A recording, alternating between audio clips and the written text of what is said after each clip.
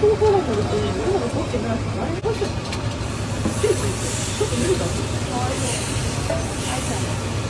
一緒にさ、目薬に蓋開いてたと思ってさ、開いてない。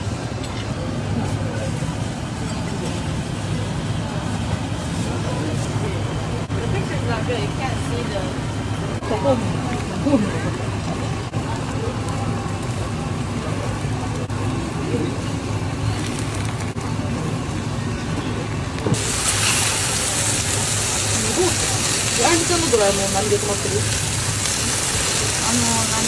犬のやあー、ペコ？前。あれ、かっこいい。ドラえもんの映画を見る。あれ言ったらさ、18歳、20、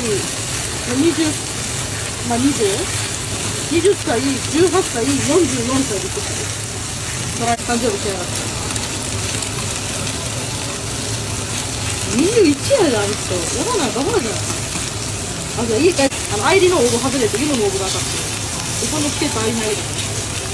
ユノのキレたりとかされてるから。触れないんですよ、アレルギーで。これでまでか。だから教えてもらい。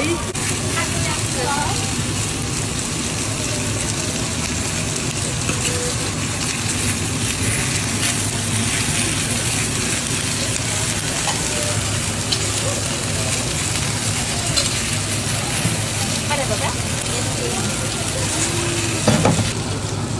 ちょっと17日ってあれ作らなかった。